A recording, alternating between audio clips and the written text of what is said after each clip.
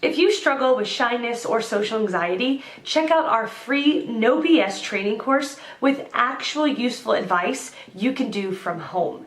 None of that just get out there nonsense. The link is in the description below. For now, let's get to today's question. The question, how do you overcome shyness in real life? Answer by Ed Stanfield. Most people get shyness and introversion mixed up. Here's a clip from Susan Cain's website. Bill Gates is quiet and bookish, but apparently unfazed by others' opinions of him, has an introvert, but not shy. Barbra Streisand has an outgoing, larger-than-life personality, who also battles with a paralyzing case of stage fright. She's a shy extrovert. Shyness is the fear of negative judgment, and introversion is a preference for quiet, minimally stimulating environments. Some people have a little, or a lot, of both.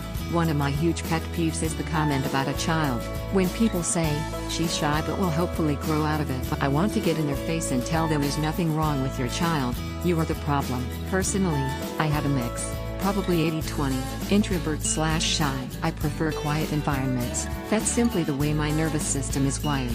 I find parties and social gatherings exhausting, but I know sometimes it's required, so I psych myself up and get through them, more or less pretending to be outgoing, wearing that mask when I get home and drained. But sometimes, you need to play the role. Years ago, this bothered me. I thought, why can't I be like those people that get energized by social gatherings? But I don't care anymore, don't give a damn. I'm happy with my nature. The world needs quiet people just like it needs extroverts. Can you imagine what it would be like if we were all the same? As for my 20% shyness, fear of negative judgment, I care a little about how others judge me, but less and less as time passes.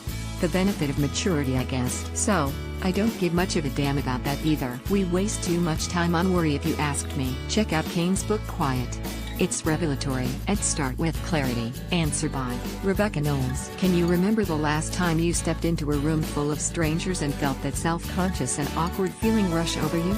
Or that heart-thumping moment when you wanted to ask someone on a date, but were too shy to do so? Or wanting to approach someone for business, but was too hesitant to actually do it?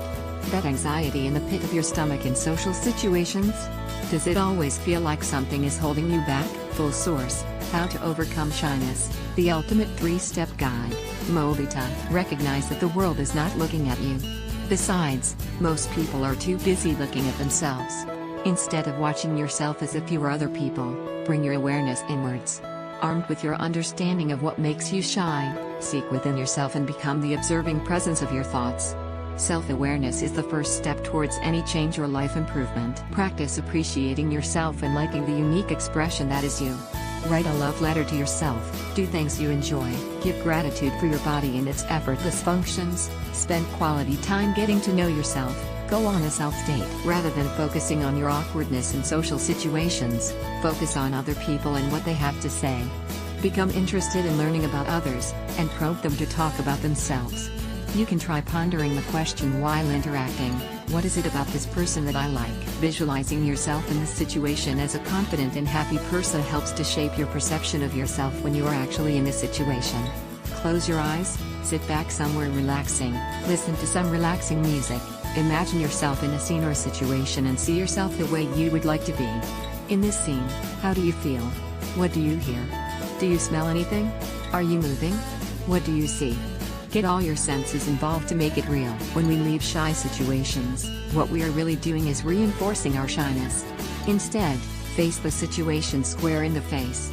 Turn the fearful situation into a place of introspection and personal growth. Become the observer and dig into yourself. Answer the questions: why do I feel this way? What caused me to feel this way? Can there be an alternative explanation to what is happening? Accept the possibility that we can be rejected and learning to not take it personally.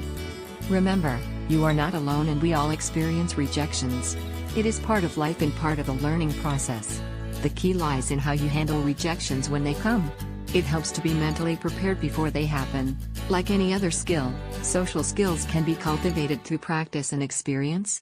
The more you put yourself out there, the easier it becomes next time. If you have a hard time knowing what to say, you can practice what to say ahead of time. Tina Sue is a mom, a wife, a lover of Apple products and a CHO, Chief Happiness Officer, for our motivational community. Think simple now. She is obsessed with encouraging and empowering people to lead conscious and happy lives. Subscribe to new inspiring stories each week. You can also subscribe to Tina on Facebook. Answer by Rebecca Knowles. Shyness, sometimes inaccurately called social phobia, affects most people at some time in their life. Young people in particular find overcoming shyness difficult as they improve their social skills. And for some, shyness seems to persist into adult life, almost as if it has become a habit. See also, 13 confident ways to overcome your shyness. Moldita. Shyness has its roots in self-consciousness and usually dissipates as people mature and become more experienced. However, for some it can stick, and then action is required. Although most people think in terms of overcoming shyness, it is more likely that you will become comfortable in social situations by learning the strategies of self-confidence along with social skills.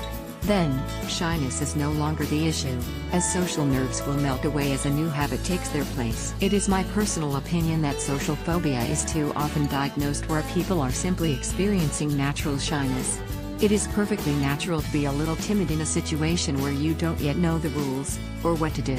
In fact, most people experience some degree of nerves when, say, going to meet friends, especially if it is somewhere they haven't been before, or someone new will be there. We have to be very careful not to assume that there is something wrong with this. Social nerves are natural, as long as they don't get out of hand. Focusing on them and making them into a big thing will only make matters worse. When learning about social situations, young people need the chance to find their own way, without being labeled with social phobia. This is not to say that social phobia does not exist. I know it does because I have worked with people suffering from it. However, in the vast majority of cases, the solution is social skills training, and perhaps relaxation and rehearsal, rather than drugs. If a person can maintain a degree of calmness in a situation, then they are much more likely to be able to learn about how the situation works. However, if they are highly anxious and internally focused, both their emotional state and focus of attention will make it more difficult to pick up on subtle social cues. The other key point about overcoming shyness is that most of socializing is an unconscious process. That doesn't mean you should be asleep when you're doing it. Tell that to people I speak to at parties. Smile. It simply means that much of human communication is nonverbal. That is, it's not what you say, it's the way that you say it. The exercises and techniques contained within the self-confidence course should help with shyness because they focus on what to do to feel confident, rather than how to avoid feeling shy.